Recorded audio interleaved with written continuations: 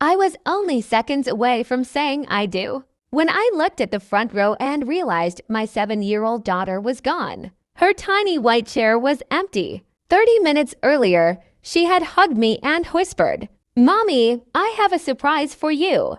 Now she had vanished. I froze. The music kept playing. The guests kept smiling. But deep inside, I knew something was terribly wrong. I had no idea that before this wedding day ended, I would uncover a betrayal so cruel that it would destroy my marriage before it even began, and expose the people who had been planning to steal my daughter's future all along.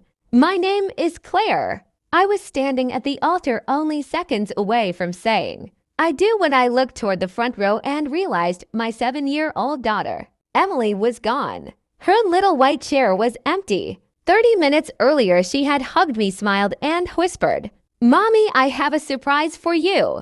Now she had disappeared. The judge kept talking. The violin kept playing. More than 200 guests kept smiling. But I couldn't hear any of it. I stood there frozen, holding my bouquet so tightly that the flowers were beginning to bend in my hands. I looked around the crowd, hoping to see Emily's little flower girl dress. She was nowhere. My heart started racing. Emily had been so excited that morning. She asked me to braid her hair into two princess braids. I did it with a smile. She looked at herself in the mirror, laughed, and told me she wanted to be the prettiest flower girl ever. 3 years earlier, her father, Nathan, had died in a terrible accident. Since then, it had always been just the two of us. Before he passed away, I promised him that no man would ever come into our lives unless he truly loved Emily like his own daughter. When I met Ethan, I believed he was that man.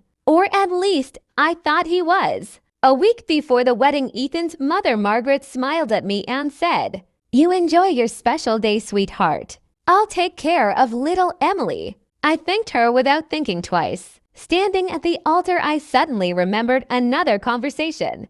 A month earlier, I had overheard Margaret quietly telling Ethan, "Every new family needs a clean start." At the time, I ignored it. The guests began whispering. Ethan called my name, but I didn't stop. I had only one thought: find Emily before it was too late. Now those words echoed in my mind. Without saying a word, I stepped down from the altar. The guests began whispering. Ethan called my name, but I didn't stop. I had only one thought: find Emily before it was too late. I hurried through the hallway of the estate, calling Emily's name again and again. There was no answer. Every room I checked was empty. Then I reached the last bedroom at the end of the hall. The door was locked. My heart sank. I grabbed the handle and pushed as hard as I could. Nothing. Then I noticed something that made my blood run cold. The key was hanging on the outside of the door. With shaking hands, I unlocked it and threw the door open. Emily was sitting in the corner, hugging her knees. One of her princess braids had come loose. Her eyes were red from crying. The moment she saw me, she ran into my arms. She was trembling. "Mommy, I was good, I promise," she whispered. Tears filled my eyes. "You did nothing wrong, sweetheart," I said, holding her tightly. "No one will ever leave you alone again." Just then I heard footsteps behind me. Mrs. Margaret stood in the doorway, looking completely calm. She crossed her arms and said, "You are making a big deal out of nothing. I only put her in here for a little while." She was crying and I didn't want her to ruin the wedding pictures. I stared at her in disbelief. "You locked my daughter in a room." She shrugged as if it meant nothing. "Children need discipline." Before I could answer, she stepped closer and quietly said, "Claire, one day you will understand. That little girl will always be a burden if you want a fresh start with Ethan." At that moment, something inside me broke. I knew this wedding would never happen, but I still had no idea that an even darker secret was waiting for me outside. I picked Emily up and walked out of that room without saying a single word. Mrs. Margaret tried to stop me. "Claire, please calm down. You are overreacting." I looked straight into her eyes. "You locked my daughter in a room. She is 7 years old. Mrs. Margaret folded her arms. I only wanted the wedding to be perfect. She kept crying. She would have ruined the pictures. I shook my head in disbelief. A child is not a decoration for your perfect wedding. She is my daughter. Without waiting for another answer, I carried Emily downstairs and walked across the garden. The music was still playing. Guests were laughing and taking pictures. No one had any idea what had just happened inside the house. Ethan called after me. "Claire, where are you going? Please talk to me." I ignored him. At that moment, nothing mattered except Emily. When we reached the parking area, I gently placed her in the front passenger seat. I knelt beside her and wiped away the tears from her face with the edge of my wedding veil. "We are leaving, sweetheart. Just you and me. Like always." Emily nodded. Her trembling slowly stopped. Then she looked down at her tiny flower girl purse. "Oh, Mommy, I almost forgot. Your surprise." She reached inside and pulled out a neatly folded piece of paper. I smiled through my tears. I thought it would be a drawing or a little letter. But the moment I opened it, my smile disappeared. The paper was covered with neat adult handwriting. Emily was only 7. She could never have written those words. I looked at her. "Sweetheart, where did you get this?" "Grandma Margaret gave it to me. She said I should only give it to you after you put on the white dress." A cold feeling ran through my body. I unfolded the paper completely. At the top of the page was one sentence. "It's done. Emily's house has officially been transferred into the family's name. Smile for the pictures." I read it once, then again, then again. I could not believe what I was seeing. Emily's house. The house Nathan had left for her before he died. The house that legally belonged to my daughter. I had never signed any papers. I had never agreed to transfer anything. I looked at Emily. "Did Grandma Margaret say anything else, sweetheart?" Emily nodded. "She said it was a present for you. She said after today we would all be one family." At that moment, everything finally made sense. Mrs. Margaret had never accepted Emily. This wedding was never about love. It was about getting control of my daughter's future. And I knew exactly what I had to do next. I sat there in complete silence. The paper was still shaking in my hands. Emily looked at me with innocent eyes. "Mommy, did I do something wrong?" I pulled her close and hugged her. "No, sweetheart. You just saved us." I immediately called my lawyer, Sarah. She answered after the first ring. "Claire, why are you calling during your wedding?" My voice was trembling. "Sarah, I need you here right now. Someone is trying to steal Emily's house." 20 minutes later, Sarah arrived. She carefully read the paper. Then she looked at me with a serious expression.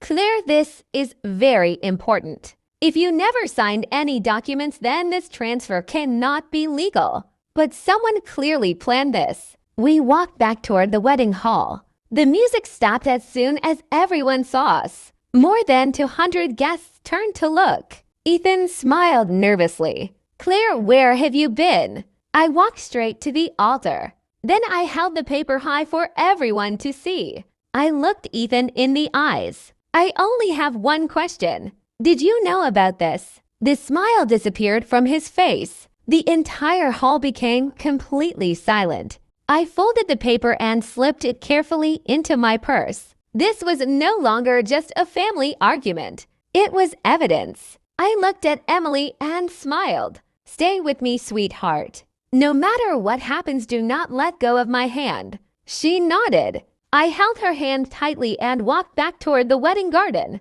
The music stopped the moment the guests saw me. Everyone expected me to return and continue the ceremony. Instead, I walked straight to the altar. Ethan forced a nervous smile. "Claire, where did you go?" "Everyone is waiting." I looked him in the eyes. "I have one question. Did you know your mother locked my daughter inside a bedroom?" The smile disappeared from his face. He looked at his mother before answering. "Mom, please tell her." Mrs. Margaret stepped forward. I already explained everything. She was crying and I wanted the pictures to look nice. The guests began whispering. I took out my phone. I showed everyone the photos of the locked door, the key hanging outside, and Emily sitting alone on the floor. The crowd fell silent. Then I pulled out the folded paper. Does anyone recognize this handwriting? Mrs. Margaret's face turned pale. She tried to grab the paper, but I stepped back. I read the sentence out loud. It's done. Emily's house has officially been transferred into the family's name. Smile for the pictures. Gasps spread across the garden. I turned to Ethan. Tell everyone the truth. For several seconds he said nothing. Then in a quiet voice he whispered, I never wanted it to happen like this. Those words were all the answer I needed. The man I was about to marry had known everything. I slowly removed my wedding ring and placed it in his hand. The wedding is over, and from this moment on you will never come near my daughter again.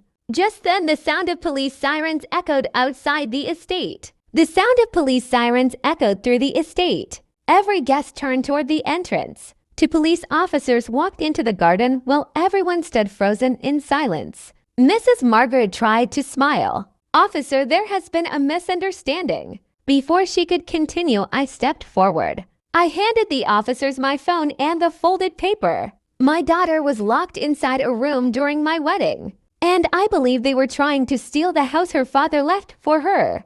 The officers carefully looked at the photos. Then they read the handwritten note. One of them turned to Mrs. Margaret. Mom, we need you to come with us and answer a few questions. Mrs. Margaret immediately pointed at Ethan. He knew everything. It was his idea. Ethan's face turned pale. No, Mom. You said this was the only way Claire would finally become part of our family. The guests gasped. Everyone realized they had just confessed in front of hundreds of witnesses. The officer asked another question. Did either of you force or trick Claire into signing any property documents? Neither of them answered. Their silence said everything. The officer nodded.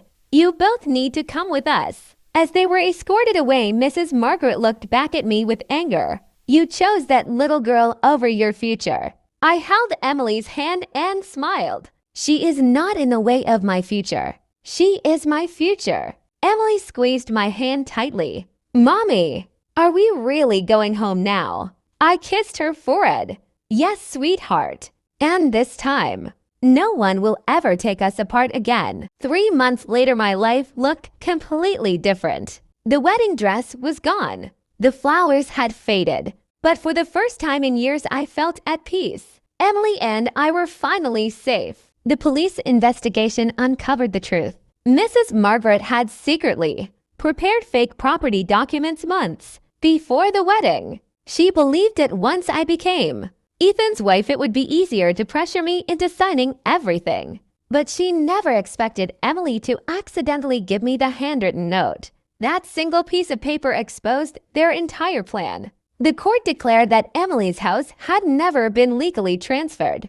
It still belonged to my daughter exactly as Nathan had wanted. A few weeks later, I took Emily to visit the house. She ran through every room laughing. Mommy, Daddy really wanted me to have this house one day, didn't he? Tears filled my eyes. Yes, sweetheart. He loved you more than anything in the world. Emily hugged me tightly. I knew Nathan would have been proud of the little girl she was becoming. As we walked outside, I noticed a small envelope resting on the front porch. There was no stamp, no return address, only my name written across the front. My hands began to shake. Slowly, I opened it. Inside was a single sentence. This isn't over yet. My heart skipped a beat. I read the note again. This isn't over yet. There was no name, no signature, only those 4 words. For a moment, I looked around the empty street.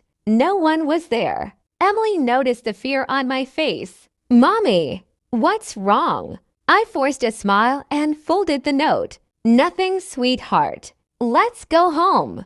The next morning, I took the letter straight to Detective Harris. He placed it into an evidence bag. Don't worry, Claire. We'll find out who sent this. A week later, he called me. His voice sounded serious. The fingerprints on the envelope belonged to Mrs. Margaret. She mailed it through someone else before being released on bail. But there's something else you need to know. Clear. Ethan has asked to meet you. He says he wants to tell you the whole truth. Against my lawyer's advice, I agreed to meet him at the police station. The moment Ethan sat across from me, he looked nothing like the man I had planned to marry. He looked tired, broken. He lowered his head. Clear. I'm sorry. I should have stopped my mother a long time ago. I thought she only wanted the house to stay in the family.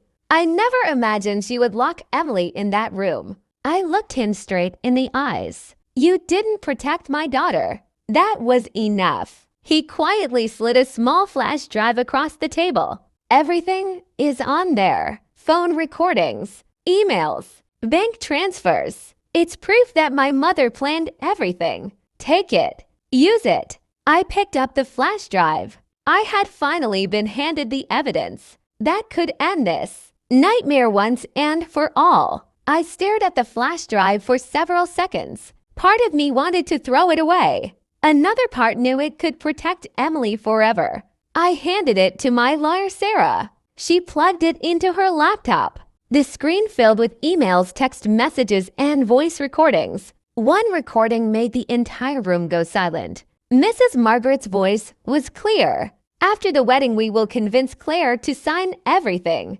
If she refuses, we will tell her it is only temporary. She will never suspect us. Another recording was even worse. Emily is the only obstacle. Once the house is ours, they can leave whenever they want. I felt tears rolling down my face. They had never wanted a family. They had only wanted my daughter's inheritance. Sarah immediately copied every file and handed everything to the detectives. A few weeks later, the case finally reached court. The judge listened to every recording and reviewed every document. When the hearing ended, he looked directly at Mrs. Margaret and Ethan. Your actions were planned, deliberate, and dishonest. This court will not tolerate fraud against a child. The judge confirmed that Emily remained the sole legal owner of her father's house. He also issued a permanent order preventing Mrs. Margaret from contacting either of us. As we walked out of the courthouse, Emily slipped her tiny hand into mine. Mommy, does this mean we're safe now? I smiled through my tears. Yes, sweetheart. No one will ever take your home away from you again. For the first time since my wedding day, I truly believed those words. 6 months later, life finally felt peaceful again. Emily was back in school. Her bright smile had returned. Every evening we sat together on the front porch of the little house Nathan had left for her. One afternoon, Emily looked at the old family photo on the wall. She smiled and asked, Mommy, do you think Daddy can see us? I wrapped my arm around her. I believe he can, sweetheart. And I think he'd be so proud of how brave you are. Emily hugged me tightly. If I hadn't given you that paper, would everything have been different? Tears filled my eyes. Yes, you saved us. You protected the home your daddy left you. You are my little hero. A few weeks later, the court officially closed the case. Mrs. Margaret was found guilty of fraud and child endangerment, and she was ordered to stay away from us permanently. Ethan tried several times to apologize. He wrote letters. He called. He even came to my workplace. But I never answered. Some betrayals don't deserve a second chance. On the anniversary of Nathan's birthday, Emily and I visited his grave with fresh white lila. Emily knelt beside the headstone and whispered, Daddy, don't worry. Mommy kept her promise, and I'll take good care of our house. I couldn't hold back my tears. Looking up at the sky, I smiled for the first time in a long while. I had almost married the wrong man. I had almost trusted the wrong family. But because of one brave little girl, we didn't lose everything. We found something even more valuable, the truth. And from that day forward, no matter what life brought us ... it would always be just the two of us. Together. The end.